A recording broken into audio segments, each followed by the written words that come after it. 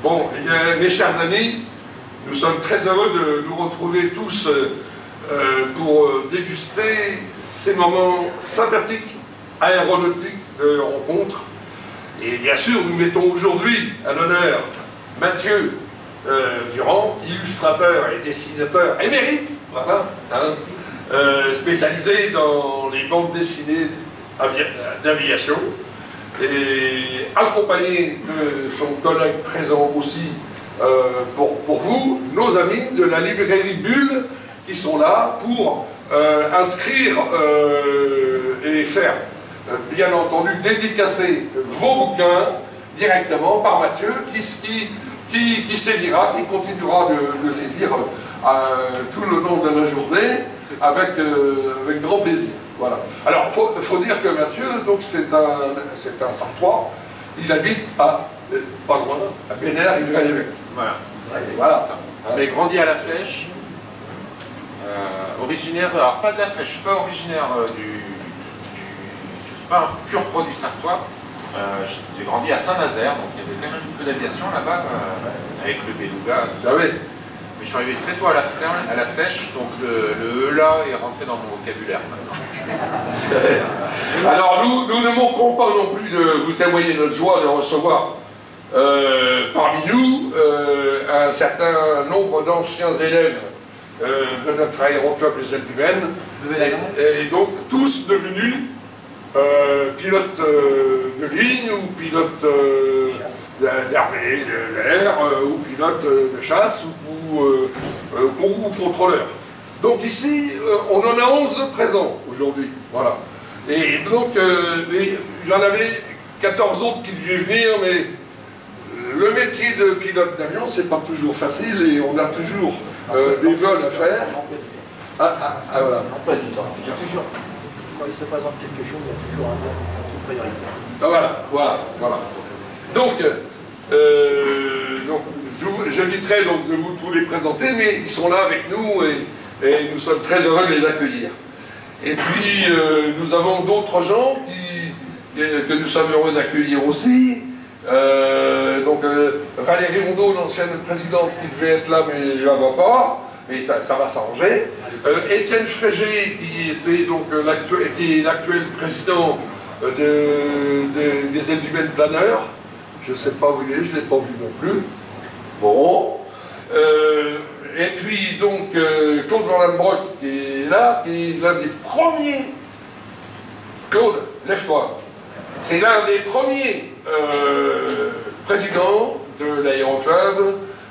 Ça date des années 70 et des brouettes. C'est ça. Voilà. Et voilà. Bon. Et puis donc voilà. On applaudira aussi Anne-Charlotte qui est là. Non, lève-toi pour te montrer à tout le monde. Voilà. Donc, voilà. Donc, elle est secrétaire générale du comité régional aéronautique, secrétaire générale de l'aéroclub et membre du conseil d'administration de la fédération impériale. Donc, bon, ça vaut le coup de s'arrêter. Et voilà. Et puis, bien entendu, je terminerai par votre serviteur. Donc, bon, 16 ans président de CRA, 40 ans d'aéroclub, et puis, bref, et puis on continue à sévir pour la fédération, au sein des CRAGALS, au sein d'un tas de choses, les championnats de pilotage de précision des rallyes aériens, etc. Enfin, voilà. Donc, en fait, on est tous des passionnés, et c'est ça qui compte, parce qu'en fait, avoir de la passion, c'est ce qui permet de pouvoir transpercer les montagnes. N'est-ce pas? Oui, survolé. Ouais, vaut mieux passer au-dessus. On s'envole. Voilà. Alors, mon cher Mathieu, nous sommes très heureux de te recevoir, bien sûr. Et puis, grand gaillard sympathique, bien connu. Et si tu veux bien nous éclairer un petit peu sur ton enfance, ton histoire et comment est née cette envie de dessiner. Je vais essayer de parler haut et clair. Tout le monde m'entend? Oui. Donc comme je l'ai dit, je suis né à Saint-Nazaire, mais je suis arrivé très vite à La Flèche. Bon, on va pas passer sur toutes les années de maternelle, choses comme ça, c'est pas très intéressant. On va venir sur l'aviation. Donc ça va nous amener à peu près à l'année terminale avec un BIA. Il y avait eu des parrainages, donc moi j'avais appris à piloter à l'aérodrome de La Flèche, enfin c'était Torré-les-Pins je crois. Oui. En terminale, donc là j'étais déjà passionné par l'aviation, puisque l'aviation j'ai découvert avec la BD, avec les Ducs d'Anille, les Tanguy la Verdure que je lisais à la bibliothèque municipale, et dès là je voulais faire dessinateur de BD d'aviation. J'ai pas souvenir d'avoir voulu devenir pilote, à part devenir pilote de chasse comme tout jeune garçon. Mais bon, j'avais un frère aîné qui l'avait dit avant moi, du coup j'ai pas poursuivi là-dedans parce que je ne voulais pas qu'on m'accuse de copier. Et de toute façon, je ne serais pas rentré dans les avions. Donc j'ai préféré les dessiner. Au niveau... alors après, c'est vrai qu'en grandissant à La Flèche, il y avait un avantage comparé au Mans, c'est qu'il y a le Prytanée militaire. Donc des fois, on a d'anciens élèves qui sont passés par le Prytanée et qui sont pilotes de chasse, qui venaient faire des petits coucous. Donc j'ai des souvenirs comme ça, fugaces mais qui m'ont marqué, quoi, de Mirage 3, qui faisait une ressource au-dessus du self du lycée, et puis de voir la grosse post-combustion comme ça s'allumer. Ça pose. Ça motivait. Voilà, ça motivait d'aller au lycée dans l'espoir de voir un avion passer par la fenêtre, quoi. On n'allait pas en prison chaque fois, à cette époque-là. Et je crois même avoir vu le Rafale A faire un petit tour au-dessus du Prytanée alors que je m'occupais de mon lapin qui était blanc, comme le Rafale A à l'époque. Donc voilà, plein de petits souvenirs qu'on fait développer ma passion pour l'aviation, parce que même si je fais de la BD, à une époque j'étais peut-être plus passionné d'aviation que de BD. Si on m'avait dans les choix un peu improbables quand on dit est-ce que tu préfères avoir des bras en mousse ou 50 jambes, moi, si on m'avait dit si tu dois choisir entre la passion pour l'aviation ou la BD, j'aurais choisi l'aviation, je pense. Maintenant ça a un peu changé. Et je parle, hein. Moi je parle beaucoup. Hein. Très bien, mais c'est parfait. C'est parfait. Et qu'est-ce que tu as piloté comme avion? Alors, j'ai une toute petite expérience d'aviation, puisque moi c'était BIA. Je me suis arrêté au BB parce qu'on avait des aides par la région, l'Aéroclub de France. Pardon? Alors, j'aurais dû apprendre sur... voilà, à La Flèche, on apprenait sur le D112. Et je suis rentré dedans, mais au chausse-pied. Et mon instructeur, qui était Philippe Allègre à l'époque, qui était aussi un beau gabarit quand même. Oui. Donc nous deux dedans. Moi j'avais le genou sur la manette des gaz, donc c'était pas très pratique. Je chausse grand, hein. Je fais du 52. Donc des freins en haut, j'ai les pieds qui frottaient au tableau de bord. La verrière qui se fermait pas, donc on a vite dit bon bah là ça va être problématique, quoi. Donc j'ai eu la chance, hein, je l'ai vécu comme ça, de passer directement sur DR300 pour faire mon bébé sur DR300. Donc des petites différences, train classique, tout ça. J'avais la radio, moi, donc même si à La Flèche j'étais en auto-information, il fallait parler.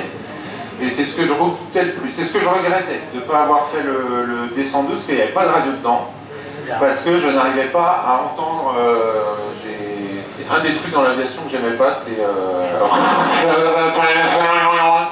je comprenais rien, moi, donc comme on était en auto-information, j'avais pas à discuter avec les gens, sauf une fois où un pilote m'a pris pour un autre pilote et a commencé à engager une conversation, et moi je comprenais pas. Donc je me suis arrêté à du DR300. Après j'ai eu l'occasion par mes travaux de faire des petits vols en flamand. en Lorraine-Saunier 317, j'ai bien aimé ça à Saint-Dizier. Ouais, et j'ai beaucoup aimé. J'avais un peu peur parce que j'aime bien l'aviation, je suis très grand, mais j'ai un peu le vertige. Donc quand j'ai commencé l'aviation, je me suis demandé si j'allais avoir le vertige en l'air, les sensations. Et d'expérience, j'ai moins le vertige en avion, aile basse, que aile haute, j'ai dû en faire aussi du J3. J'ai fait du J3. Avec... Je pense que le seul avion, on va dire, que rentrer, c'est 317. Ouais, j'étais bien. Oui. Après, le J3, je rentrais bien, c'est la sortie qui était plus difficile. J'avais gardé des douleurs aux côtes. Ça, je l'avais fait avec les Alençon. Oui.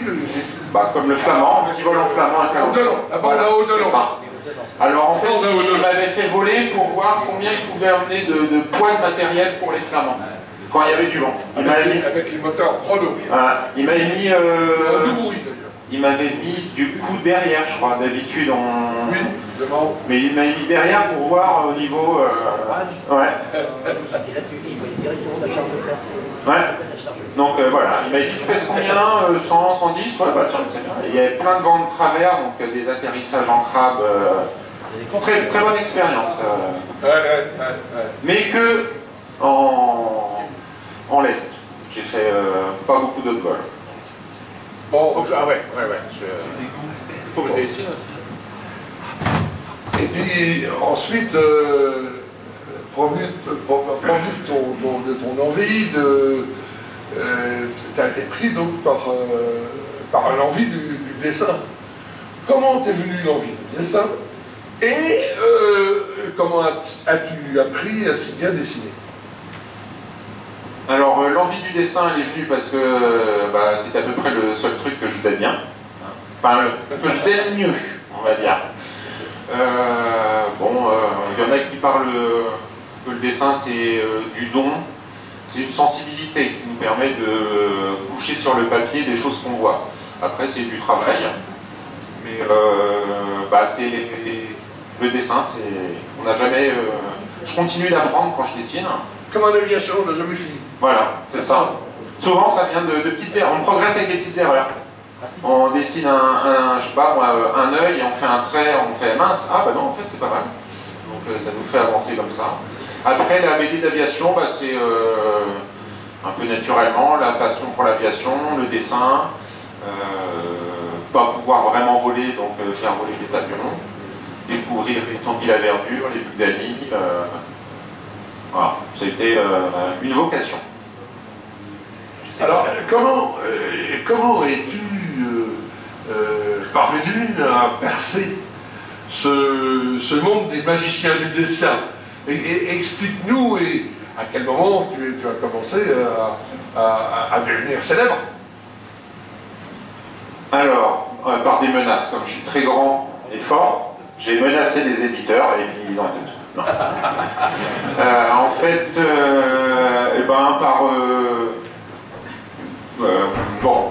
on m'a dit que c'était au début, ça serait, oui c'est bien un dessinateur de BD, mais ce serait bien de faire un métier qui te permette de vivre. Donc j'ai fait des études pour chercher un métier artistique qui me permettrait de faire de la BD à côté et de percer dans le milieu. Du coup j'ai envisagé prof d'art plastique, parce que quand j'étais plus jeune, j'étais animateur avec le jeune public, tout ça. Mais c'était pas ce que je voulais faire. J'ai découvert l'infographie, donc je suis devenu infographiste. Et à côté de ça, j'ai continué à dessiner, essayer de me faire connaître. Donc à l'époque, il n'y avait pas les réseaux sociaux, mais il y avait les forums aéronautiques. Donc je postais mes BD d'amateurs sur les forums aéronautiques en espérant me faire remarquer. Je faisais les affiches de meetings aériens de la région aussi, donc j'avais fait Tours, en Boisse-Bière, où tu avais vu animer presque à toi tout seul un meeting aérien, de passer d'un T6 à autre chose. Voilà. Et puis petit à petit, j'ai rencontré Romain Hugo qui faisait la même chose sur les forums. Et puis Romain a été sollicité par un éditeur, Zéphyr Édition, qui sont par Alexandre Paringot. Et Romain était déjà pris sur une autre BD, donc il m'a dit, bah tiens, contacte les éditions Zéphyr, ils cherchent un dessinateur aéronautique. Donc je les ai contactés, c'était pour illustrer une BD qui s'appelle Air Blues, qui se passait dans l'après-guerre, un ancien pilote de l'US Air Force, tout ça. Et à cette époque-là, ma petite BD que je faisais en amateur, c'était sur les Crusaders. Et le scénariste chez Zéphyr Édition, Frédéric Zumbil, était ancien pilote de Crusader. Donc quand je lui ai montré mes BD, bah, il m'a bien aimé. Et donc je suis rentré chez Zéphyr comme ça, et puis petit à petit j'ai grandi j'ai gravi les échelons en passant sur une autre bande dessinée, Team Rafale. Et puis après, bah, je suis arrivé sur Tanguy la Verdure parce que c'est Zéphyr Édition qui coédite. Je suis arrivé alors pas en bas, je suis quand même arrivé déjà en dessinateur, mais j'ai passé les grades, quoi. Et oui, donc, et Mathieu, donc, dis-moi, quelles sont les grandes navigations que tu as pu côtoyer? Un certain nombre, sans doute, au travers de tous tes voyages, de toutes tes expositions. Question piège.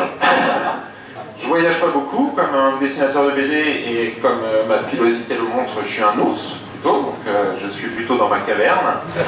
Après, j'ai pas rencontré tant de pilotes que ça. Enfin, on a rencontré des pilotes d'actifs, donc pas forcément des gens connus du public. À l'époque de Team Rafale, comme Alexandre Paringo et pas à ses petites entrées dans les bases, on allait souvent voir les bases. Bien sûr. Voilà. Mais non, pas de grand, à part Jacqueline que j'ai croisé 2-3 fois, mais alors un autre, un pilote que j'ai croisé, c'est Francis Bergès, quand même.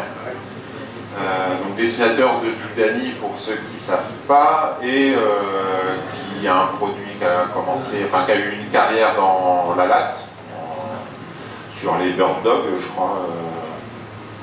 Et puis un pilote de... Lui, son avion, c'était un avion de tourisme avec l'empennage en V. Non, à hélice, le haut bord. Bonanza. Ben, voilà, Bonanza. Ouais, qui a mis dans une BD d'ailleurs. Et puis Christian Marin, que j'ai rencontré, qui n'était pas officiellement un aviateur, mais pour le grand public, qui était gendarme et pilote de chasse. Voilà. Et Jean-François, j'ai rencontré Jean-François aussi.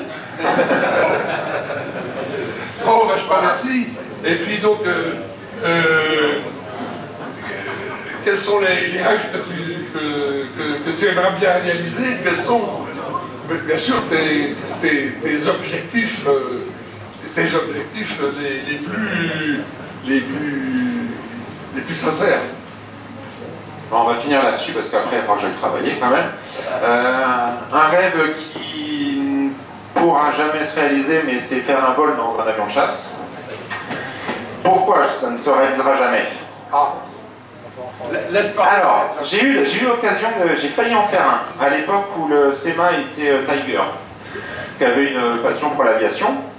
J'avais failli voler en Alpha Jet. Et sauf que je fais 1m98.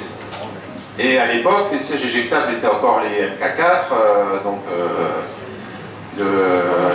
enfin, on m'avait parlé de ça. Et le jour où j'ai eu l'occasion de postuler, enfin d'aller, je crois que c'est à Ballard pour faire les mesures, tout ça, moi je disais, bah non, c'est pas possible, je fais 1m98, bon, je faisais 110 kg, mais ça, avec la motivation, on peut descendre assez vite. C'était encore dans le domaine du siège, avec la foi.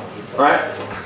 Et cette année-là, enfin, ou c'est même pas cette année-là, ça se joue à quelques jours, un reportage sur Alain Bernard qui vole avec la patrouille de France. Donc je me dis, Alain Bernard, le nageur, c'est quand même un beau gabarit, quoi. C'est pas David Douillet dans le Transal. Et ben, il fait 1m96, Alain Bernard. Et moi je fais 1m98. Et dans l'armée de l'air, la taille rédhibitoire en dessous de laquelle on ne mesure pas les segments, c'est-à-dire la taille des jambes pour pas qu'ils restent coincés dans les arceaux si on a été amené à s'éjecter, c'est 1m97. Donc, le plus grand dessinateur, je peux me vanter, je crois, d'être le plus grand dessinateur de bande dessinée aéronautique. Après, on le prend comme ça. Voilà, bravo, hein, bravo. Et celui qui a pris ma place dans l'Alpha-Jet, c'est Michel Lourenço, qui était dessinateur chez Zephyr, qui faisait des BD sur le Normandie-Niemen, entre autres, qui lui était le plus petit dessinateur. Et on s'en demandait si lui allait pouvoir voler parce qu'il était vraiment très petit. Et il a pu. Après, je ne sais pas s'il a vu le paysage, hein, parce que dans son ciel. Voilà, donc mon rêve, ça aurait été de voler. Alors j'ai encore l'espoir peut-être de passer dans un Fouga. Voilà, c'est ce que j'avais. Voilà. Fouga, mais Tranchant. et sans siège éjectable, sans parachute siège. Pour, de toute façon, on ne s'éjecte pas de cet avion. L'avantage, c'est qu'il y a 2 moteurs. Donc, Ouais. on ne rentre jamais à fond. C'est bien. Et puis il a une bonne finesse quand même. Voilà. Et mais d'ailleurs, j'ai un cockpit de Fouga, moi, que je restaure pour en faire un simulateur. Voilà. Avec Julien Prangère. C'est ça. Et Julien Prangère est un ancien jeune de l'aéroclub. Alors ça, je parle de ça dans les années 90. Ouais, et c'est grâce à lui que j'ai pu percer quelque part dans la BD aéronautique, parce qu'il avait créé le forum Aéroplanète, qui est un forum qui traite de la BD aéronautique, avec un collègue, je crois aussi de l'aérodrome, peut-être Antoine, je ne sais plus comment, enfin ils étaient deux. Et quand je postais mes BD sur ce forum-là, eh ben, je ne savais pas que ce Julien était Monceau aussi. J'ai découvert ça après.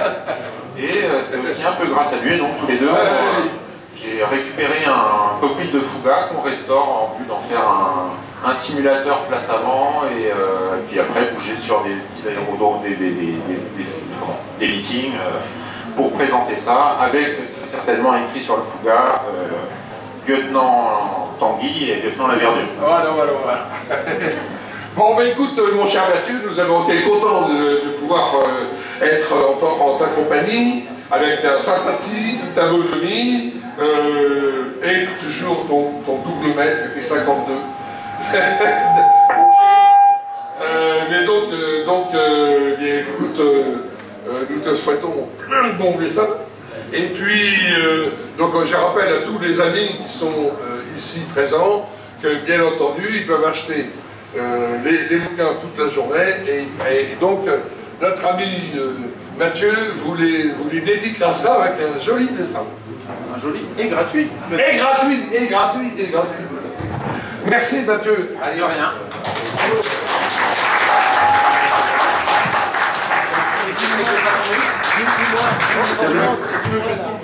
Oui, c'est comme disait ma grand-mère, quand c'est gratuit, c'est dans mes grilles, j'achète. On peut y aller.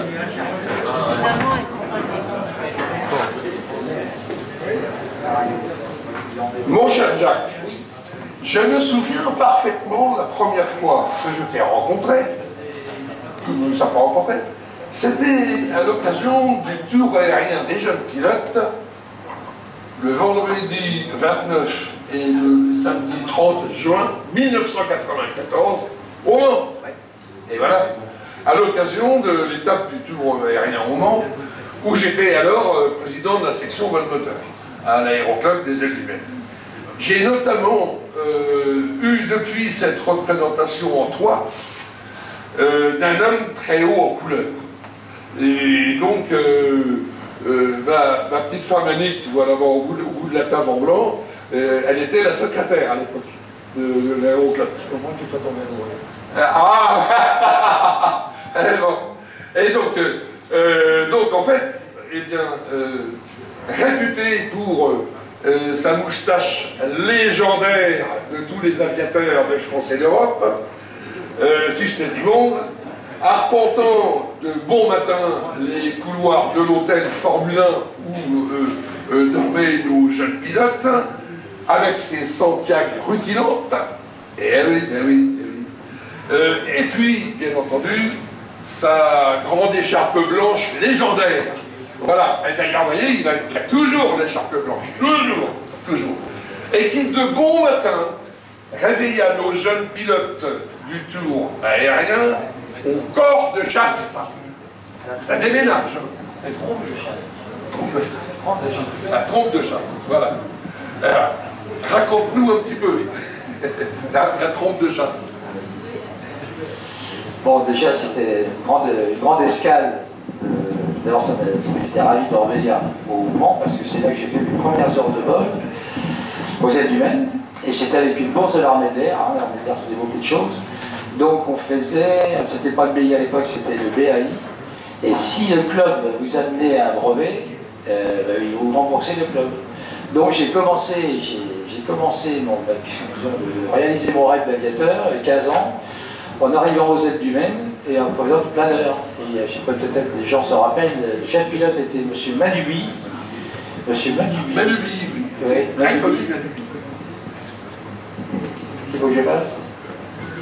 Ah voilà, bon. Et alors, ce monsieur-là, c'est lui qui m'a appris les premières heures de vol et les réflexes du pilote. Il a deux choses très importantes quand vous pilotez un avion, c'est pas que vous mettez les fesses en l'air, c'est le retour sur Terre. Et le retour sur Terre, c'est poser, pas casser, contrôler. Et même encore actuellement, avec les systèmes qu'on a électroniques et les intelligences artificielles, c'est encore le pilote qui reste seul maître avec sa vue et je veux dire ce qu'il a appris, la pratique qu'il a appris.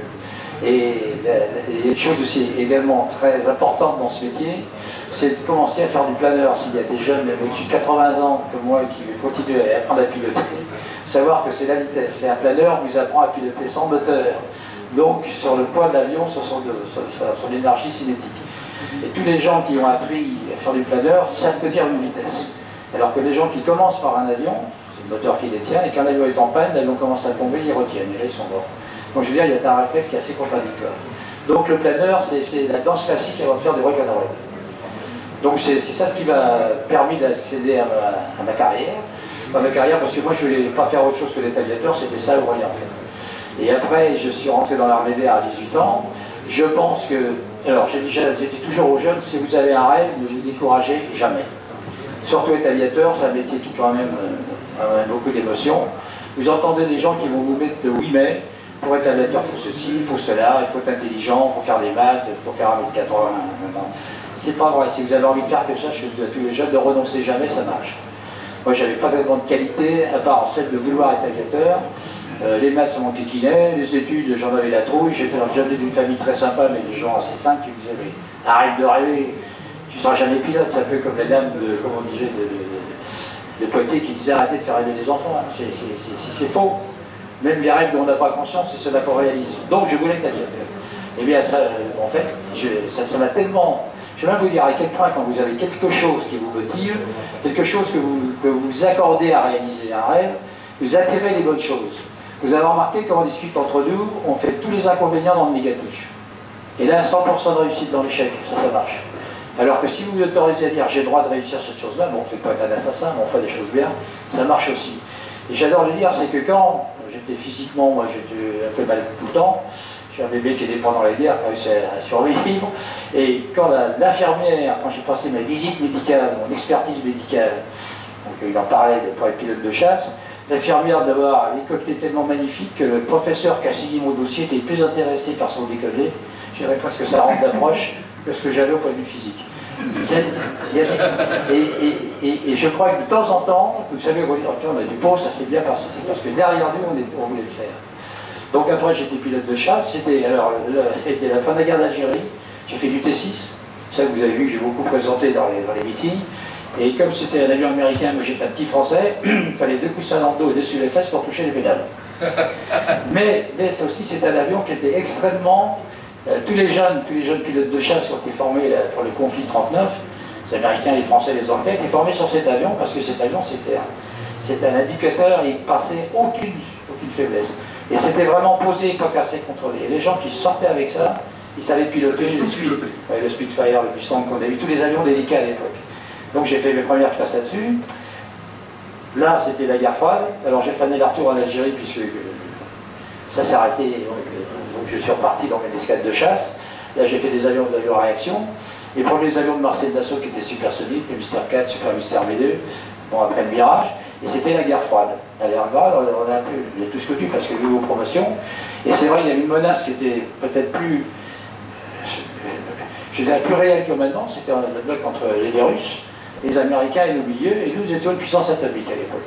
Et De Gaulle avait dit aux Russes, si vous nous attaquez, vous venez nous chatouiller, on vous caravélise. On avait inventé le Mirage 4, on avait la bombe, on était atomique. Et c'est vrai que si, dès qu'on avait, mettons, une alerte par laquelle les bombardiers russes seraient venus bombarder, on décollait dans la foulée. Le Mirage 3, qui est un avion extraordinaire, c'est un des avions les plus rapides au monde qu'on a jamais fait, c'est le Mach 2. Donc il était fait pour intercepter en face à face. Là, je vois l'avion de la bisonique qui me regarde, hein, comment on bord. Il y a quand même des civils qui ont fait des avions de chasse, quoi, hein, grâce à nous. Encore parmi nos anciens. Nos anciens, donc c'était Mach 2, et on avait inventé les premiers missiles, qui étaient de Matras à 130, qui faisaient dans la voiture, qui étaient des missiles qu'on pouvait tirer en face à face. Ça veut dire qu'on pouvait déjà diminuer la menace, et les autres continuaient pour aller bombarder la Russie. Et nous, on les accompagnait. J'étais chez le tonton Marage, et on n'avait pas de ticket de retour, on n'avait pas d'état d'armes. Alors moi, j'avais appris quelques mots de russe, parce que je me disais, si je rentre à pied, je vais que ça marche. Je vais peut-être connaître une petite russe qui n'est pas d'accord avec la Staline. Karacho, pilote Samoyed Fransouski, d'avoir il y a plus vers le milieu. Ça veut dire, chaque petit pilote français, je vous aime. Bon, voilà, ça c'était. Et donc, mon cher Jack, je sais que tu as aussi d'autres passions. Il y a un endroit aussi où on s'est rencontrés plusieurs fois, c'est le salon de l'auto à Paris, par exemple, parce que je sais aussi que tu es un amateur de voitures synthétiques, et que, raconte-nous un peu. Les voitures. On n'a pas fini non plus. Hein. Non, mais après, il faut quand même servir les pères au manche, bref. En fait, oui, je suis là-dedans, puisque j'ai fait toute mon enfance au Mans, au 24 heures du Mans. Et je me rappelle, j'étais petit louveteau à l'âge de 6 ans, et à l'époque, on servait des stafettes dans les stands pour aller chercher des papiers, pour emmener à boire aux pilotes, etc. Et j'étais fasciné par parce qu'il y avait Jean Debien, les frères Rodriguez, tous les grands champions de l'époque, Starling Moss. Ça déjà, le bruit des voitures et tout, j'ai passé toute mon enfance en fait dans ce circuit. D'abord, j'ai un ami d'enfance qui a gagné, qui a monté l'école de pilotage au Bugatti. Mon frère est à peu près dans la voiture, parce que je suis dans l'aviation, il a été champion de plusieurs catégories de voitures, il a fait 2 fois les 24 heures du Mans. Donc on est un peu passionné par tout ce qui est sport mécanique et la performance. L'excellence dans le pilotage, l'excellence dans la réussite, et puis les gagnants. Donc j'ai venir avec une petite voiture exotique, là, mais c'était tellement pourri à Paris. Et puis on m'a annoncé que la météo était pareil, j'ai dit bon, je viens dans une voiture plus classique. J'ai eu une aparté à propos de la météo. À propos de la show, c'est que la météo, vous savez, pour les marins et les aviateurs, c'était l'élément le plus important. Et la sécurité des vols, c'est se mettre en l'air et savoir si on va avoir la visibilité, s'il n'y a pas un nuage d'orage qui met la piste, c'est pas trop de vent. Et les vieux aviateurs, qui étaient des grands amoureux des dames, disaient la météo c'est comme une belle blonde. C'est incertain mais prometteur. Tu vas pas, t'aurais pu y aller, et quand tu vas, c'est pas ce qu'il t'avait raconté. Ah, vas-y. Donc, c'était aussi un élément supplémentaire de motivation. Et je disais de toute façon que après j'ai terminé ma carrière militaire à la patrouille de France, et c'est vrai que c'était, avec des avions d'armes, on faisait panache et élégance sur la société. C'était faire l'amour à l'espace, c'était caresser les filets d'air, en pensant aux dames toujours. Et en fait, aussi, mon cher Jack, je sais aussi que tu as été élevé aussi avec une certaine rigueur, dans la rigueur, tu as toujours poursuivi ta carrière avec une grande rigueur. Et d'ailleurs, en fait, on a un petit peu les mêmes... oui, un passé identique, parce que je me souviens, il me semble que tu as fait du scoutisme aussi. Ah, petit louveteau. Voilà, bon, scout toujours, voilà. Bon, alors, en fait, par rapport... ça y est, ça va mieux là? Oui, bon. Je disais que les générations anciennes, toujours les générations nouvelles, bon, c'est vrai qu'à l'époque, on avait le scoutisme, vous donnez de l'effort accompli, de la réussite de vos projets. Arsène, tu m'emmerdes. Donc on avait vraiment la culture de la réussite, de l'effort physique. Bon, on évolue vers une société pour une partie où on est un peu béni oui, tout va bien, etc. L'être humain, il a besoin, quelque part, on a besoin de souffrance quelque part pour savoir à quel point on est bien. Moi je dis, on a 2 hémisphères cérébraux, vous êtes tous au courant. Hein. Ben, il y en a un qui a la tête dans les épaules et le cul dans les ronces, comme on disait. Ça veut dire qu'on a une alternance dans notre personnalité entre les faits de la souffrance qui nous oblige à nous sortir les culs les ronces, on veut réaliser des projets, puis tant qu'on est bien, on se le mérite. Et ça, c'est la nature humaine. On peut pas... je crois que si on était toujours dans le plaisir, le cerveau, il s'atrophie. Et quand on a des projets, quand on est amoureux, il faut un challenge. Et la nature humaine, elle est faite pour ça. Quand vous preniez déjà à l'époque de Magellan, des mecs qui prenaient un bateau, puis qu'est-ce qui les poussait ces gars-là à l'époque? Bon, pour prendre des risques infinis, quoi. Bon, les premiers qui sont eu les fesses en l'air, c'est pareil. Il faut y aller. Le premier vol qu'on faisait, moi je me rappelle, j'ai volé sur le Blériot, parce que je fais partie d'une association, j'en sais. La première fois que j'ai volé sur un Blériot, après avoir volé sur un Mirage 3, je disais quand même, les mecs à l'époque, c'était extraordinaire, je ne vais pas dire que le Mirage était facile. Et les moustaches, c'était le premier instrument de pilotage. Je vous raconte parce que le premier tour de Berlin que j'ai fait chez Salis à la Ferté-Allée, bon, il m'explique que ça ne se pilotait pas comme les avions modernes. C'est un bestiau qui volait n'importe comment, il fallait toujours le piloter, et dans ce qu'on appelle l'assiette pour garder la vitesse. En gauchissement, s'il partait trop en gauchissement, ben, on ne retenait pas. Donc on était très très devant, on avait le cylindre du haut qui vous balançait du Dorissin, c'était vachement bien pour le teint. Et en fait, c'était à 10 km/h près, quoi. Ça décollait à 50 km/h, ça venait à 60, et il passait en supersonique à 70. Bon, je veux dire qu'il y avait une manière de le piloter, et c'est vrai que dans le déchet par l'air, il fallait tenir en ce qu'on appelle enlacé, et en fait j'avais toujours la moustache du côté où il partait du mauvais côté, qui vibrait. Donc je mettais du pied toujours du côté de la moustache qui vibrait. Donc je suis descendu en disant, j'ai retrouvé un premier instrument de pilotage, des moustaches. Et dans le temps on disait, un bon pilote, c'est un pilote moustachu. Les spatiaux, ils disaient, oh, le mec c'est un moustachu. Bon, enfin bref. Alors j'ai connu la vie d'un hanneton momentanément. Oui, c'est super. Donc, après, c'était la chasse. Et je crois que c'est en 1963, pour toi une grande année, parce que tu t'engages à Cognac, à Orange, à Cazaux, et puis ben, tu deviens pilote.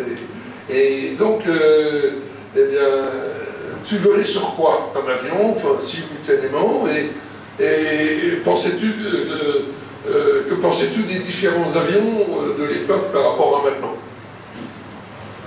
Alors, le premier véritable avion de chasse supersonique que j'ai piloté dans la chasse, c'était la guerre froide, c'était la Marcel Dassault, qui est quand même un de nos grands constructeurs. C'était sûrement j'ai repiloté cet avion-là 15 ans après, comme avion historique dans les meetings, et la première fois que je suis remonté dedans, j'ai dit un commandant de gendarmerie qui mettrait un gamin là-dedans, maintenant, il serait mis en examen pour mise en danger de la vie d'autrui. Pour vous dire, pourtant, j'avais déjà d'expérience.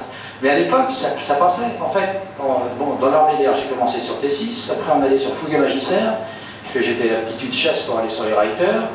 On s'en retrouvait à Tours sur les T-33. Les T-33, c'était les modèles d'école des F-80 chez Dinistar américain, biplace. Et après, on avait le lâcher solo, parce que le Mister 4, il n'y avait pas de biplace. Et c'était une formule différente, c'était des ailes en flèche. Il y avait toutes les, fait par la vitesse, les défauts des premiers avions de chasse. Et on partait tout seul, là. Donc la vieille d'herbe, tu vois, c'était intéressant. Et c'était vraiment la formule, et ça allait très vite, ça décollait vite. Et ça se faisait vite, mais ça n'avait pas de frein.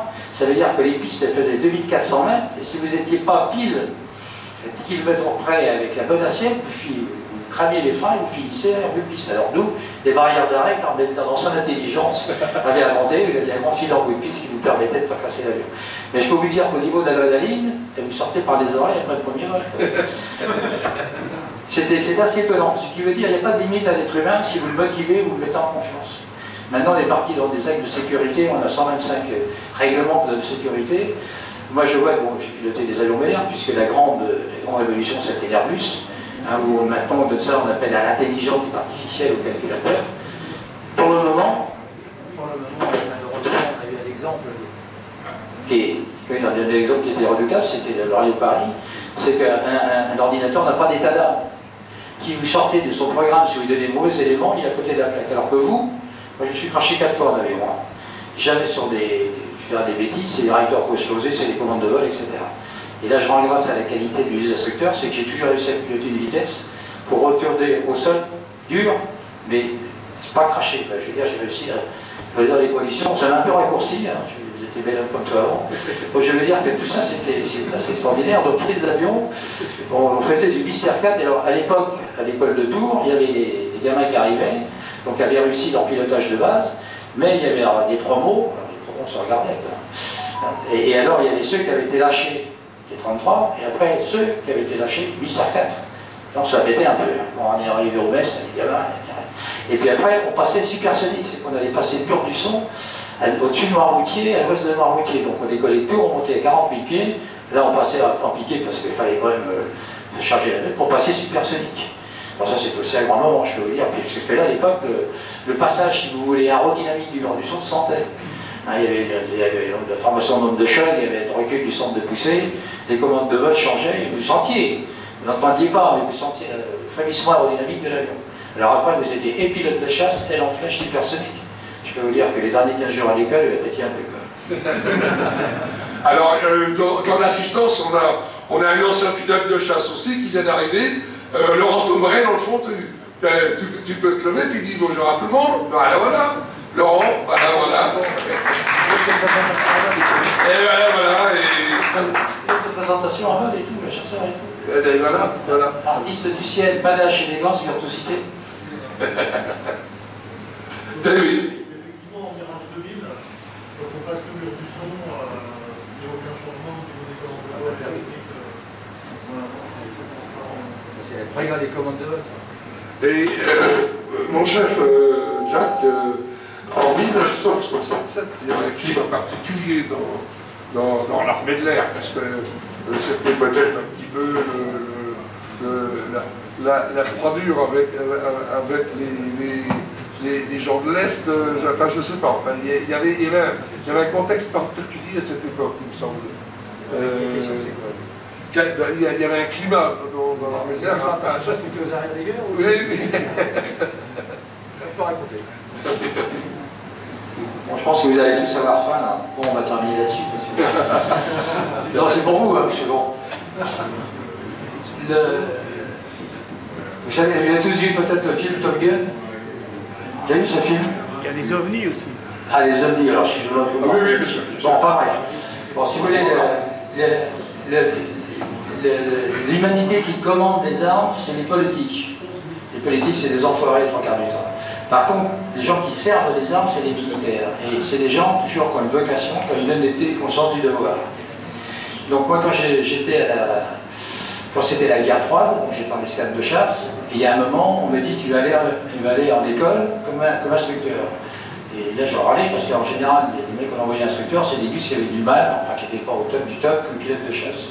Et là, le général qui commandait l'armée d'air m'a dit, non, petit gars, là, c'est la guerre, ça va mal, on va mettre des mecs un peu comme toi, qui ont la patate, qui vont bien, pour former les jeunes, parce qu'en école, ça ronronne, bon, là, on est un peu fonctionnaire, on est instructeur, etc. Donc j'arrive là-bas à limite une fois débranlable dans la valeur de ma mission, et c'est vrai que j'avais une patate d'enfer. La seule vraiment qualité que j'avais, c'était d'être un bon pilote en combat aérien. Dassault, c'est le constructeur français qui a dit que j'avais piloté ces avions dans des domaines de vol que ces ingénieurs n'avaient pas calculés. Donc ça veut dire que quand il a fait ça un jour à une soirée du salon du projet, il y avait deux catégories de personnels qui sont faits, il y a ceux qui étaient des copains, on dit bah, c'est normal Jacques, avec qui ça ferme la visite, moi j'avais le quartier filet d'air, puis l'autre qui dit ouais, il faudra un règlement spécial pour des mecs comme lui. Vous voyez la vertu un peu, la vertu sous couvert de règlement et la puissance sous couvert d'espoir. Bon, enfin bref, moi j'ai mis tout mon cœur et la première année, je peux vous dire, tous mes gamins sortaient, j'ai formé des pilotes étrangers, je leur ai appris à ne pas se casser la gueule. Puis après, la paix revient un peu. Et là, je me rappelle, j'étais chef instructeur, c'était la deuxième année. Le soir, on lâchait les jeunes en boîte de nuit, on mettait un vieux mec comme moi, comme chien de berger, pour faire la sécurité des vols. Donc ça durait 1 heure, je m'emmerdais un peu, mais bon, les derniers avions est posé, là, okay, je formais un jeune moniteur aussi derrière, en face arrière. Bon, je fais un petit passage cravate sur le starter, et là, il y avait un quart de lune fabuleux, et je m'en vais faire une voltige. Donc je fais une voltige en vol de nuit, c'est-à-dire moi, un métier en queue de la patrouille de France, une poésie, presque une extase, mais mon visage, je ne dis pas que tu en veux pas. Bon bref, je me pose, j'avais une promo à m'occuper, et à midi on me dit, le chef qui te demande, hein, j'ai l'air de barder. Qu'est-ce qui se passe? Crée une attention, il paraît que tu as fait un tonneau en vol de nuit. Je dis, pardon, un tonneau, je fais une voltige, 2 voltiges, 3 voltiges, où est le problème? Bon, très bien. Alors là, ce type-là, en fait, c'était un mec qui avait, qui avait une carrière à rattraper. Donc alors, manœuvre dangereuse non prévue sur les ordres de vol, indiscipline en vol. Alors ça va parler à Martin Laurent, donc clé de trou, j'arrête rigueur, et ça a failli mal se passer parce que là j'ai failli être radé par exemple. Là les mecs, vous savez, quand il y a les règlements que les 1002 sous couvert de vertu et les impuissants sous couvert de règlement pour ressortir leur vertu, ça va, on applique le règlement. Alors bon, on m'a fait au trou. Il y aura de la rigueur, là j'appelle la chasse. Alors effectivement, le général commandant de la défense aérienne arrive, le chef arrive, en disant ces types-là, j'étais devant un tribunal, hein, à Paris, 15 jours après, ils disaient, on vous envoie des types-là qui vous en fait. Oui, vous comprenez, mon général, attendre en vol de nuit, c'est une manœuvre dangereuse. Et le général va lui dire, regarde, vous êtes qui vous? Moi, si mes pilotes ne savent pas faire ça, j'ai dit. Hein. Alors ça va pas sauver la vie, mais j'ai quand même eu 60 jours d'arrêt de guerre. 60 jours au trou, Churchill. Eh ben, ce que j'ai fait, d'abord, j'ai failli partir en Israël, parce qu'à l'époque, ils me demandaient des pilotes comme moi. Je suis resté, mais j'ai sorti, j'ai passé le brevet de pilote de ligne, et j'ai mis dans ma poche, et j'ai dit, voilà. Ça ira. Donc, ce qui vous arrive aussi des fois dans la vie, qui paraissent des choses, il y avait tous les vertus qui me disaient, ouais, t'es foutu, t'as plus qu'à te tirer, ta carrière est finie. Des fois, vous faites des épreuves, en fait, pour rebondir sur quelque chose de nouveau. Ah oui, oui, que l'histoire à nous raconter. Et, bon, il y a aussi la PAF, la Patrouille de France. En 1976, si je ne m'abuse, c'est le capitaine Roger qui a besoin de toi dans la PAF, devenant leader solo de la PAF. Qu'est-ce qui t'a décidé à t'engager dans une telle action? Parce que faire partie de la PAF, c'est quand même un superbe sentiment de consécration. Et donc, parce que c'est appartenir quand même à l'élite mondiale, et donc être chevalier du ciel, c'est la PAF. C'est quoi pour toi? Que se passe-t-il pour toi? Et raconte-nous. Alors, bon, on est déjà avec des pilotes qui sont très entraînés, qui pratiquent des choses, et c'est vrai que vous passiez d'un pilote de chasse à guerrier, bon, la guerre, à un artiste. Panache, élégance, virtuosité. J'avais tous vu la Patrouille de France, je pense. C'est répéter, répéter, répéter, il se fait que ça soit parfait, comme un artiste, un danseur. Hein, il faut que dans toutes les spécialités, pour que ça se fasse facile et parfait. Et en plus, vous n'avez pas le droit de tricher. Hein, le leader, s'il se plante dans sa manœuvre, il plante toute la PAF. Si un équipier se rate, il y aura même tout le monde de tapis. Je veux dire que ça vous donne un sens des responsabilités pragmatiques. Vous ne pouvez pas jouer là. Alors par contre, si vous voyez, quand ça s'est passé, c'est Piazza Amiga qui était leader à l'époque. J'étais un de ses premiers élèves, sortait 6. J'étais jeune, j'étais un de ses premiers élèves. Bon, lui, il est parti faire l'école des officiers à Salon, pendant que moi, je suis passé en escadre de chasse. Donc, il rapplique en escadre de chasse 3 ans après. Moi, j'étais chef de patrouille, et lui était pilote à l'instruction. Alors, j'ai rendu la note de sa pièce. C'est-à-dire qu'il avait bien instruit, et j'ai bien instruit. Alors, après, il est devenu commandant escadrille, et après, il était pressenti pour prendre la patrouille de France. Et pendant qu'il était second, à l'époque, les gens m'ont contacté, il fallait retrouver un solo, parce qu'il y avait des problèmes à l'époque. Et il m'a dit, écoute, tout le monde est d'accord. Si vous voulez à la patrouille de France, quand les candidats se présentent, s'il y a un seul pilote de la patrouille qui n'est pas d'accord, on ne demande même pas pourquoi, il attend ce gars-là, où il n'ira pas. Parce que si vous voulez, il y a des moments, c'est assez étonnant dans ces moments, il y a des moments émotionnels. Alors là, le mental est là, mais l'émotion c'est quelque chose. Si vous avez des conflits qui soient, je dirais, inconscients entre pilotes, ça peut induire l'accident. Et c'est du pragmatisme. Enfin bref. Donc il me dit, si tu veux venir, les gens sont d'accord. Et alors à l'époque j'étais pilote de chasse, j'étais capitaine, chef adjoint des opérations aériennes, enfin je me l'avais dit un peu quoi. J'étais carré, ma carrière était bien établie, je faisais à peu près ce que je voulais, puisque dans le national, j'étais adjoint aux opérations aériennes, j'allais voler sur les 2 escadrons, soit du Mirage, soit du B2, je me prenais les vols que je voulais. C'était confortable, ça devait être confortable. Puis là, je vous assure, j'ai fait une espèce de règle. C'est biblique la nuit, et je me voyais. Et les potes qui me disaient, espèce de cornichon, si tu te retrouves dans 10 ans, tu sais que tu aurais pu faire ça et tu aurais dit non, tu t'en reprendras toute ta vie. C'est marrant, ça, vous voyez, on a des intuitions comme ça, alors que j'étais quand même, c'est pas le même métier. Hein. Et dans la chasse à l'époque, bon, les mecs de la PAF, hein, c'était des satanants. On disait, ouais, faites des ronds, enfin, tu vois, un peu l'ego du pilote. Hein. Moi, je fais Mach 2 sur mon Mirage 2000, mais toi, tu vas faire bon, bref. Et il y a tout ça. Et là, vraiment, c'est une chose qui est venue du fond de moi-même, je dis, tu ne peux pas rater ça. Et ça m'a vraiment, vraiment plu. Et je suis arrivé directement pour faire solo. Et c'est vrai, la seule qualité peut-être que j'ai dans ma vie, c'est de savoir piloter en fait. Je disais, caresser les filets d'air, faire l'amour à l'espace, c'est dédié aux dames. Ça doit m'inspirer. Et puis alors, l'avantage, c'est que ça donne la cote avec les femmes. C'est ce que je te dis. Moi, je suis devenu aviateur, c'était pas grâce à leurs yeux. Je suis le seul pilote de chasse honnête qui le dit. Je veux pas beaucoup de réaction. Et donc, le fameux Fouguin Magister, parce que à l'époque où tu étais dans la PAF, c'était avec le Fougas. J'ai fait la fin des Fougas. Et voilà. Et puis, tu es resté amoureux du Fougas, puisque tu veux toujours se souvenir avec la patrouille Tranchant. Dit Tranchant, puisque c'est voilà. Qu'est-ce que tu penses de cet avion? Ah, c'était une réussite. Il y a des créations dans la vie, que ce soit mécanique, philosophique, etc., où c'est une réussite. Vous êtes ingénieur construisant un moteur, c'est très difficile d'avoir, quand on y arrive, je veux dire, que tout soit parfait. Il y a toujours un truc de faiblesse. Et cet avion a été fait, en fait, le prototype était un planeur. Et c'est un peu comme Dassault, qui, quand il a fait ses avions de ligne, il a mis sa connaissance des qualités d'un avion de chasse dans les commandes de vol. Là, un planeur, ça donne des qualités de vol, etc. Et cet avion, ce Fougas, c'est bien rondel à piloter. Il a des coefficients aérodynamiques qui sont extraordinaires. Bon, c'est un avion évidemment qui n'est pas puissant par rapport à etc. Mais c'est un avion fabuleux. Et d'ailleurs, il était vraiment pédagogique parce que tu apprenais à faire des choses.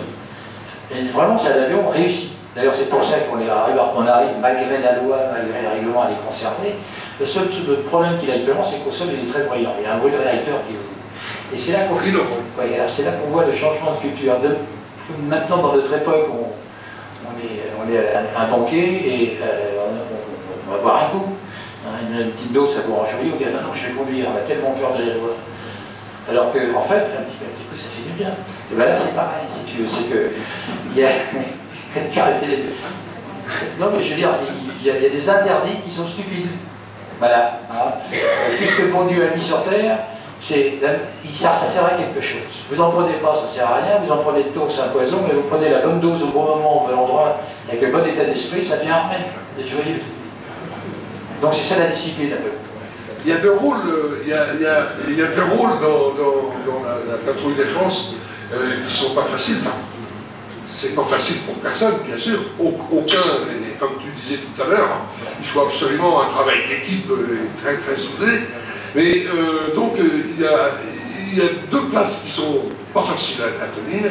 C'est le charognard et puis le leader. Raconte-nous. Enfin, je crois qu'il y a des places qui sont pleines odorantes, mais elles sont toutes leur importance. Le leader, il se plante, tout le monde. Le solo, il se plante, plus loin. Et puis les équipiers extérieurs, bon, s'ils ne plantent pas, c'est moche. Vous avez remarqué la symétrie des choses, ça ne bouge pas, c'est parfait. Bon, alors c'est vrai, moi, en tant que leader solo, je ratais mon rassemblement, je percutais la patrouille. Le leader, il part, il n'a pas l'énergie, là-haut, qu'est-ce qu'on fait? Ça nous arrive, bon, il échappe pas peur. Non, mais toute la place est importante et l'état d'esprit est important. Alors je peux vous dire, s'il y avait vraiment un esprit d'équipe, là c'est vraiment un esprit d'équipe extraordinaire parce qu'on sait que chacun n'a pas droit à l'erreur. De temps en temps, je peux te dire quand même, on se foutait des coups de caisse à travers les gueules, t'as reculé, machin, etc. Et c'était positif, hein, parce qu'il fallait que ça soit parfait. Et alors par contre, c'est assez étonnant, c'est un peu comme nous des fois dans la vie, il y a des jours on faisait des séries, on était très mécontents de nous, dans l'idée qu'on s'en faisait, et au sol on disait, oh les gars, aujourd'hui, non, vous aviez la patate, hein. Bon. Et puis des fois on se disait, qu'est-ce qu'on a été beau, tu vois, et bien là on disait, mais il n'y a pas de sentiment. Donc ça veut dire que il faut de la critique, et la critique doit devenir vraiment positive pour progresser. Et s'il y en a pas, il n'y en a pas. Il faut des efforts, il faut un peu de souffrance, il faut tout ça. Mais il vaut mieux se dire, au cas où je serai bon, je vais continuer, que dire, je suis vraiment le dernier des cons, parce que là ça marche à 100%. Donc on n'a pas les mêmes résultats.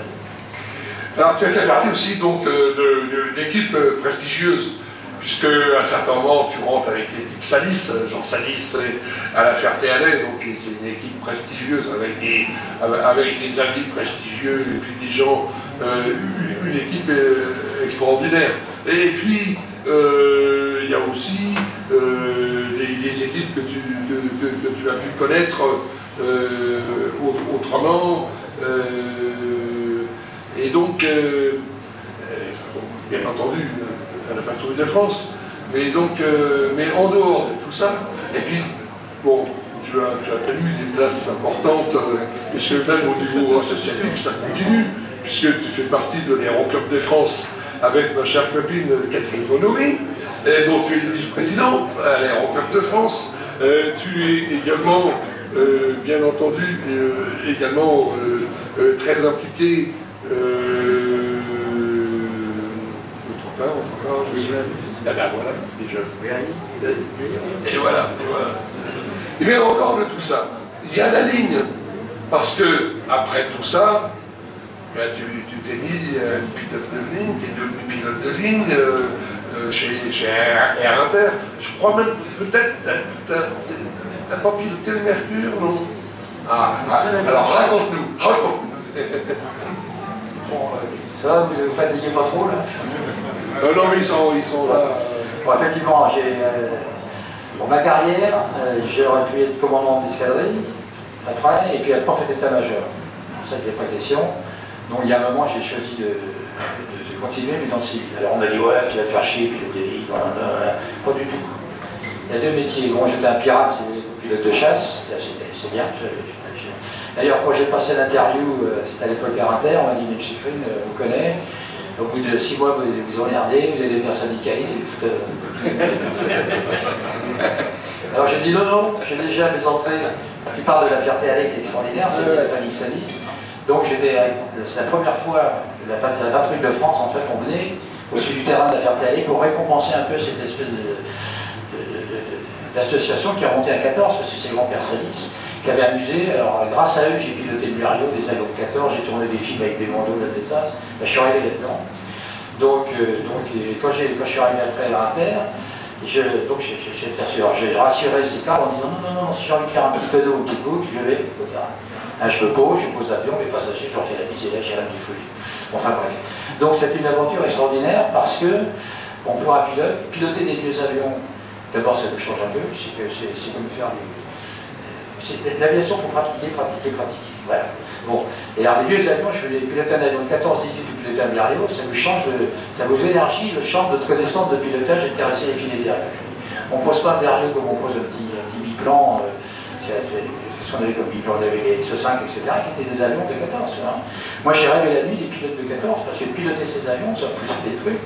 Et puis après, en meeting, alors ce que j'aurais amené, moi, c'est le sens du meeting, parce que je savais faire, des présentations au vol, et surtout tenir la patrouille, etc. Donc on s'est refait des scènes extraordinaires, on est triplant. Moi j'ai refait ma guerre de 14-18, j'ai peut-être la réincarnation d'un mec de l'époque, enfin je l'ai fait, si vous voulez. Et ces types-là, à l'époque, c'était fabuleux. Ça n'a rien à voir avec notre, si vous voulez, de civilisation actuelle. C'était des hommes potentiels, il y avait bon bref, on va pas en faire la philosophie. Mais moi, grâce à ça, si vous voulez, ça a étendu mon... C'est comme si, je veux dire, dans n'importe quelle activité, vous faites les deux contraires. Le pilote de ligne, il faut que ça soit précis. Il y en a là qui me regardent. Le Concorde, un tarif à 17 d'incidents, c'est pas 14, c'est pas 30, machin, c'est un boulot fabuleux. Il faut de la rigueur, et puis de temps en temps, il faut un peu de fantaisie, sentir le coup qui n'est pas prévu. Bon, on t'a dit tu ne peux pas te poser parce qu'il y a des rafales à 25 000, il faut y aller, t'as plus de pétrole. Et bien là, c'est ton cerveau qui a inventé une procédure. Et après, tu vas voir ton chef pilote qui dit posez pas de massif. Et tu auras le bourrin qui dit oui, mais la réglementation, c'est comme ça. Ben oui, je vais même vous dire, c'est un peu la conduite de la vie. Là, il y a des terrains, par exemple, faites des terrains de montagne. Vous savez que si vous arrivez en finale, il y a une fenêtre, vous ne pouvez plus remonter. Donc, parce qu'il n'y a aucune performance à nous qui passe. Bon, il y a deux personnes qui sont, il y a 3 ans, à l'échelle où je pilote, c'est que les règles que nous donnent nos contrôleurs, qui sont des gens bien, vous n'avez pas le droit de vous poser si la piste n'est pas complètement dégagée. Alors qu'on s'en fout, hein, je veux dire, le gars est à mi-piste, enfin bref, pour eux aussi. Et il y a un petit jeune qui était arrivé, il était trop près. C'est-à-dire, il disait, je ne vais pas être posé avant que tout soit dégagé. Il a mis les gars disciplinés. Vous voyez comment des fois la réglementation est pire que la discipline. Et un vrai pilote de chasse, c'est qu'il doit être indiscipliné quand il le faut. J'ai eu le temps de méditer 2 mois ou trop en disant que le règlement, c'est pour les médiocres, c'est pour empêcher les cons de se planter, ils sont rien ceux qui savent et qui se donnent de réfléchir. Alors je pense que déjà vous commencez à comprendre pourquoi nous avons pris Jacques Kling comme membre d'honneur de notre association, l'Association française des pilotes et techniciens de l'aéronautique. Sans vous, on n'est rien. Alors il faut savoir aussi, pas de pétrole, quand je suis arrivé à l'Arménière, on avait tendance à se répéter un peu, et les anciens disaient pas de pétrole, pas de guerre, pas de mécano, pas d'avion. Donc on respectait les mécanos. Voilà. Alors il y a aussi les meetings, parce que on ne compte plus les meetings que tu as réalisés. Partout sur les meetings, qui voit-on? Jacques Kling sur T6, Warbird, les Urbains, c'est les meilleurs. Alors raconte-nous un petit peu tout ce que tu en penses, parce que Parle-nous un petit peu de l'extase en vol ressentie par le pilote lors des meetings. Et tu qualifiais ça très très bien d'ailleurs au dernier salon de l'aéronautique et de l'aviation de l'espace. Existe, tu disais qu'il y avait une extase en vol. Voilà. Alors, explique un état merveilleux, dirons-nous. Voilà, c'est une fonction du cerveau, ça.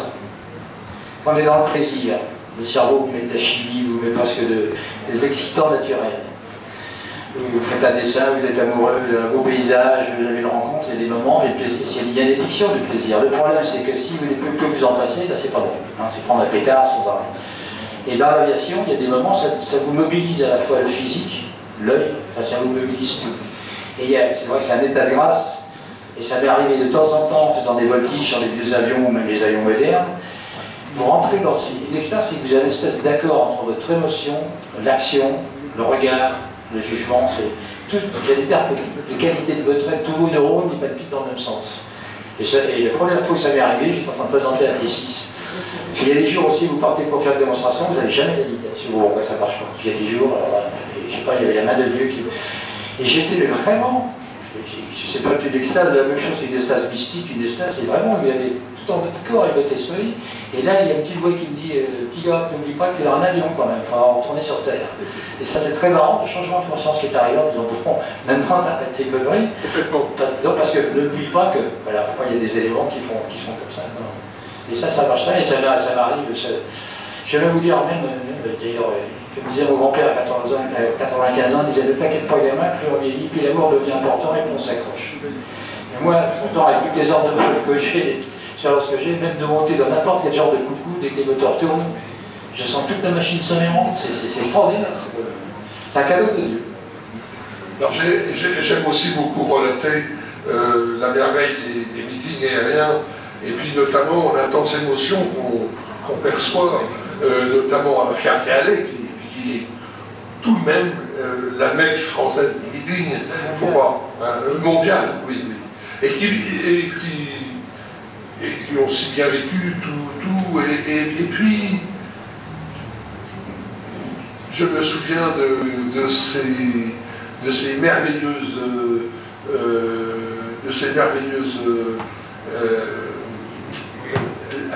de notre ami Bernard Chabert, notre regretté Bernard Chabert, parce qu'en fait il savait raconter un meeting comme personne.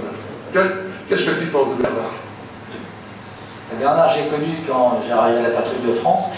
Alors c'est vraiment, c'était un monsieur qui était issu de l'aviation, avec un père qui était aussi à l'époque partie des héros de la postale et de la grande aviation, et il n'a pas pu être aviateur pour un problème médical. Donc au lieu de faire un désespoir, quelque part, c'est devenu un chantre d'aviation. Ça a développé chez lui une manière de raconter l'aviation, de raconter les évolutions d'un avion, de raconter l'état d'âme des pilotes, de raconter l'espace. Ça veut dire que vous pouvez naître avec un handicap, ou vous tombez dans la victime, ou alors vous en faites un autre. Et c'est la dualité d'être humain, ça. Et Chabert, même s'il n'y avait pas d'avion qui volait, je peux vous dire que les gens voyaient voler des avions. Sur le Tour de France, un jour, il nous attendait sur une escale, on n'a pas pu y aller. On n'a pas pu y aller à cause du mauvais temps. Les gens, le soir, avaient eu 2h30 de meeting pour le baratin de Chabert. Je veux dire, c'est un vrai poète, c'est un type qui a développé des qualités de ça. Il taillait des costards à tous les pilotes, je veux dire, il avait une manière de dire lui, il allait mettre à travailler. D'ailleurs, il y avait un pilote de ligne qui n'était pas content, pourtant c'était un type bien, on faisait de la patrouille, et bon, il a largué un petit perro, et il a eu la parole malheureuse en disant, mais pour un pilote de ligne, c'est normal. L'autre, il a pris très mal, tu vois. La chaleur, oui. Moi, il m'a taillé des costards, j'ai vu les images qu'il a volées, mais bon, enfin, je ne parle pas trop, bon, ouais. Mais c'était, je veux dire, c'est un handicap qui était une injustice quelque part, parce que ça fait un pilote superbe, ça fait un pilote privé superbe, quoi. Il était excellent, mais vous voyez, la réglementation, une application immédiate, eh bien, ça lui a donné un talent qu'il n'aurait peut-être pas eu autrement. Et donc, qu'est-ce que tu penses un petit peu maintenant de nos orientations anti-pollution vertueuse? Enfin, bon, tu sais bien que notre fédération aéronautique lutte pour conserver les précarés aéronautiques. Elle s'adapte de nouvelles techniques aux modes naissantes. En tant que fédé, on assume de plus en plus de tâches pour le passage des examens théoriques nous-mêmes, puisque la Direction Générale de l'Aviation Civile est en train de tout lâcher. Et bien, on pousse aussi à l'arrivée de l'avion électrique pour les écoles de début dans les aéroclubs. Que penser de tout ça pour notre avenir, sous, bien sûr, l'influence grandissante de nos chers écolos, qui n'arrêtent pas de nous donner des leçons de morale et qui nous expliquent que l'avion, c'est pas bien. Alors que l'on classe nombre de terrains en France vertueux, car ce sont des centres de biodiversité. C'est une question qu'avec moi on pense. Alors, je vais te faire un petit cours de philosophie. Cette humanité, comme je dis, elle est de haine. Il y a des gens qui réalisent, des fois dans la difficulté de leur rêve, potentialité. T'en as qui ne peuvent pas prendre l'éducation, tout il faut leur en foutu. En général, je ne traite pas tous les fonctionnaires d'emmerdeurs. Mais je veux dire, s'ils deviennent un peu fonctionnaire, ça veut dire qu'ils vont être là comme ils ont peur. Ils vont se mettre dans un secteur d'autorité pour interdire. C'est insupportable pour un être humain de voir inconsciemment quelqu'un s'autoriser à faire ce que lui ne s'autorise pas parce qu'il a la trouvé. Il ne sait pas qu'il a la trouvé. Donc il développe un sens moral.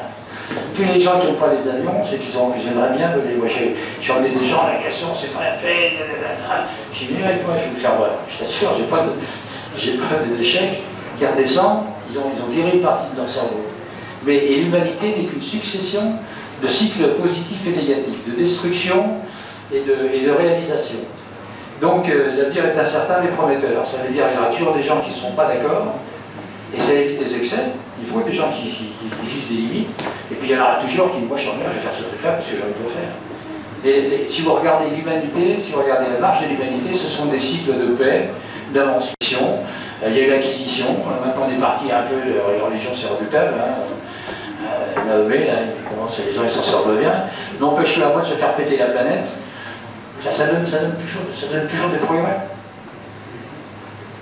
Alors tu sais ce que disait un grand philosophe? Ouais. Tout le monde a sa place dans le plan de Dieu, même les cons, ça nous sert de plein de repères. Pas d'oublier ça.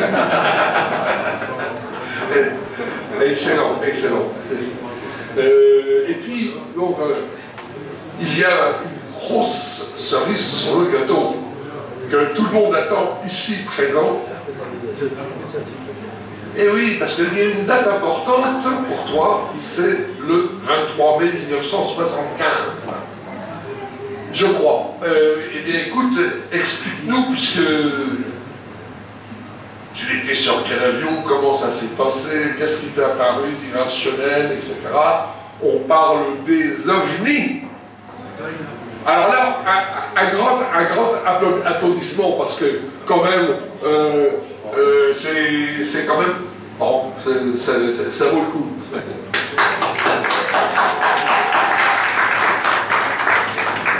Ouais, merci pour les applaudissements. Vous savez, dans votre vie, vous ne savez pas toujours pourquoi ça vous arrive. Alors ça, c'est un grand mystère, en fait.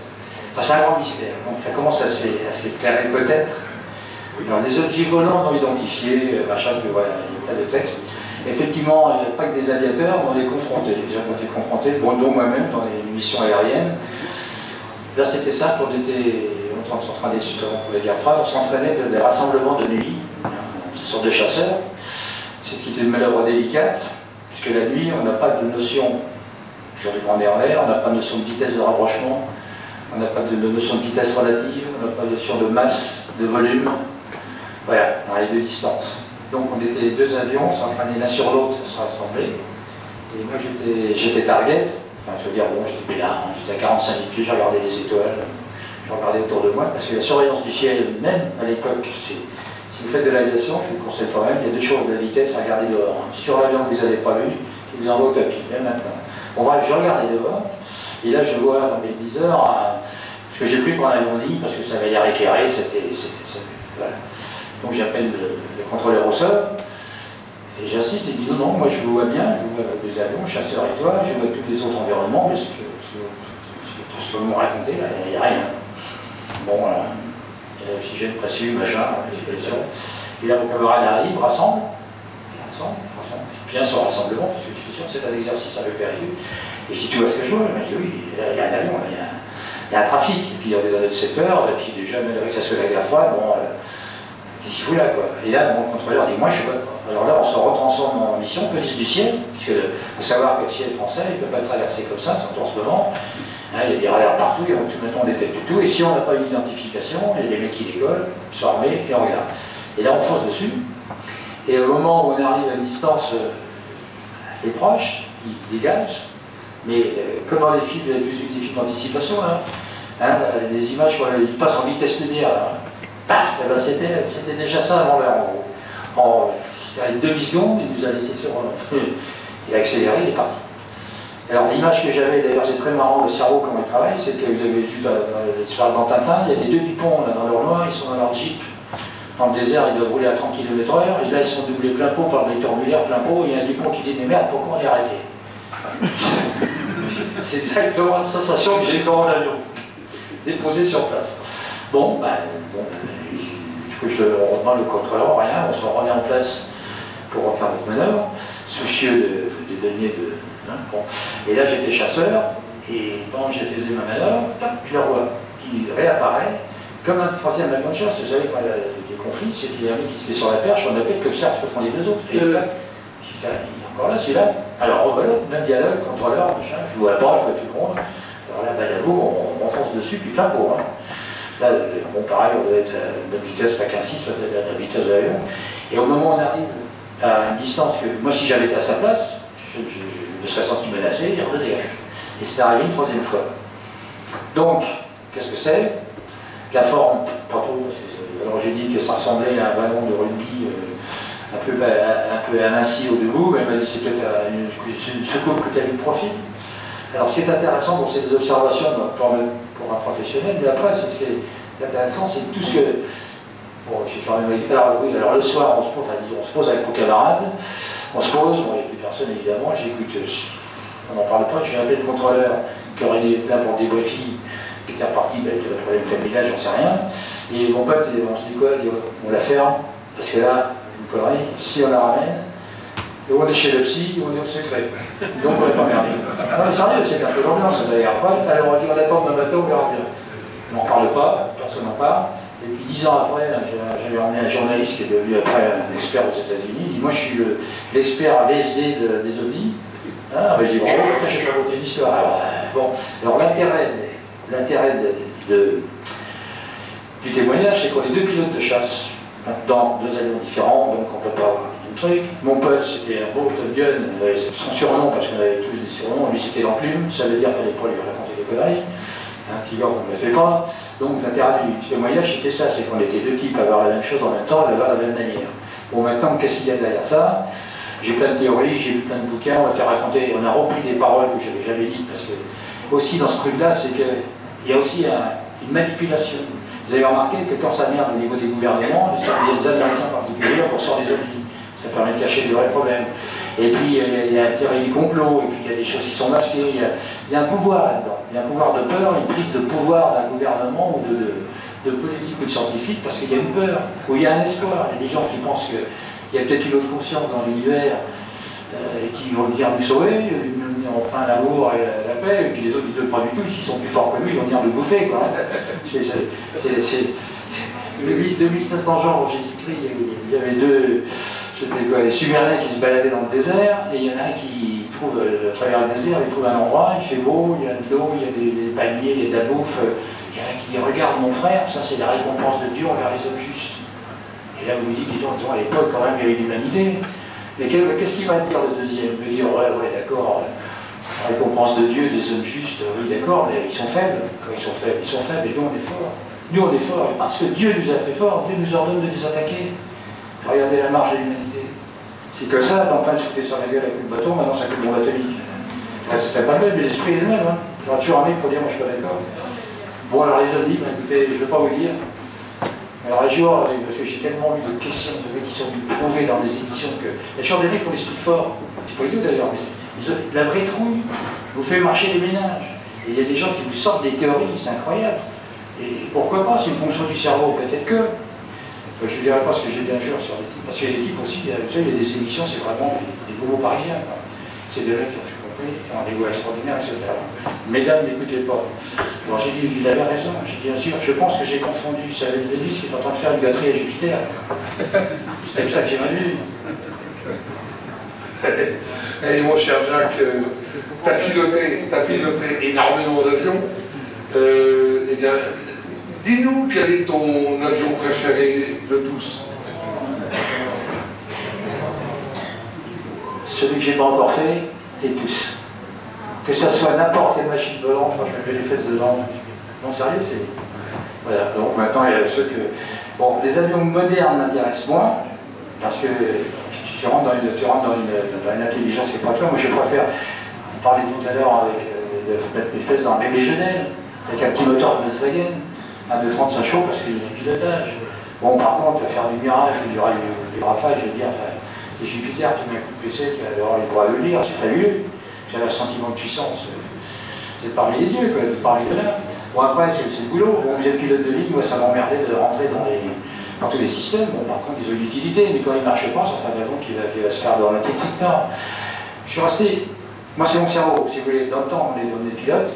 On apprenait à naviguer, c'était les neurones qui connectaient, on apprenait à gérer la mécanique parce qu'on répétait. C'était pas un système, on tapait, j'ai pas de moteur, qu'est-ce que je fais? Ça veut dire que je préfère les avions les plus simples qui soient que de remonter dans des avions. Il faut être un bon serviteur d'un système. Mais n'importe tout ce qui vole, ça m'intéresse. Je veux dire, ça, c'est, tu vois, il n'y a pas de problème. Si on parlait des grands personnages aéronautiques, il n'y a pas la patience d'attendre parce que... Non, dans 5 minutes, c'est fini dans 5 minutes. Mais quels sont dans les grands personnages aéronautiques, que penses-tu de certains grands en 3 mots? Bon, vous voulez qu'on arrête? Il y en a qui ne sont pas d'accord. Ça t'exupérie. Tous les grands aviateurs, ces types-là qui ont une passion, que ce soit Syntex, que ce soit les premiers aviateurs, c'est à la fois une chance pour eux, c'est qu'ils avaient quelque chose qui les poussait à faire quelque chose. Alors, on peut naître dans la vie pour être peinard, être amoureux, papa, maman, les enfants, etc. Bien réussir tout ça, c'est une bien réussie. Il y a des gus qui ont un pet au casque, j'appelle ça, c'est qu'ils ont pris un traumatisme, ont peur, ou ils ont besoin de se faire reconnaître. Parce que peut-être dans leur naissance ou dans leur vie, on n'est pas les pour des sous-mères, moi j'en vois des mauvais. Et ça les pousse à être reconnus, donc de dire il faut qu'ils fassent des choses extraordinaires. Donc l'humanité en profite aussi. Tout est possible et son contraire dans l'être humain. On est capable d'être suivi dans certains domaines et parfois franchement un salaud sans le savoir dans les domaines. Donc la plupart de tous ces grands hommes-là, il y a toujours un type qui arrive à un moment pour faire avancer l'humanité. Hein. Et donc, cher Jacques, donc on arrive à la conclusion, puisque ça fait quand même 1h30, enfin 1h30, oui, qu'on discute. C'est bien déçu. Mon cher Jacques, avec attention s'il vous plaît, la fin de nos riches échanges arrive. Nous te remercions d'avoir donné suite à notre invitation. Toi, Jacques, cet unique passeur d'émotions aéronautiques, ce cavalier du ciel, ce chevalier du ciel, cet homme volant si passionné, ce voltigeur du frisson. Et je terminerai par un témoignage touchant qui a été évoqué dans l'émission toujours très intéressante, Un jour une vie. Vous vous connaissez, je cite, Alexandre Brosse. Jacques, c'est un homme plein d'honnêteté, de bon sens, et pourtant si peu ordinaire. Que de souvenirs, Jacques. Et mille merci d'être ce que tu es et tout ce que tu fais et continues à faire. Eh bien, à notre cher Jacques, on peut l'applaudir.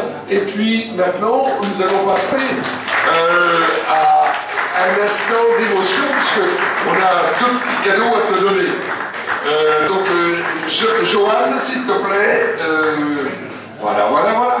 Parce que, donc, Joanne qui vient, elle était spécialiste en informatique. Elle est avec son mari Michel, qui est ici devant les petites caméras. Ils sont tous les deux passionnés d'informatique et donc ils mettent à jour notre site internet de AFPTA. Et donc, mon cher Jacques, voilà, donc voilà. Tenez, ça avec plaisir. Alors ça, c'est de la part de tous les amis présents ici, et ça va certainement te plaire parce que c'est quelque chose de tout à fait inédit. Bon. Et puis une deuxième chose, mais ça c'est mon cadeau personnel à moi. Voilà. Mais ça c'est pour notre amitié qui dure depuis 30 ans. Bon, moi merci, je ne m'attendais pas à tout ça. Merci de m'avoir écouté. J'ai jamais envie de dire qu'on est dans une période de grande évolution, où toutes les valeurs sont foutues en l'air de partout, et de ça on sort. Il y a un grand militaire qui était le maréchal Lyotet qui a dit la plus grande responsabilité de l'adulte, c'est l'éducation des jeunes qui vont devenir des citoyens de demain. Alors même dans notre état actuellement, dans notre période un peu de bordel, ne renoncez jamais. Les jeunes, on est la base. Et après on leur fout la paix, c'est bien. Merci Jacques. Alors donc, voilà.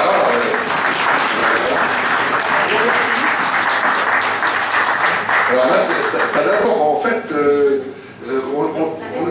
ils ont eu du mal, hein, Michel et Joanne, de trouver ça.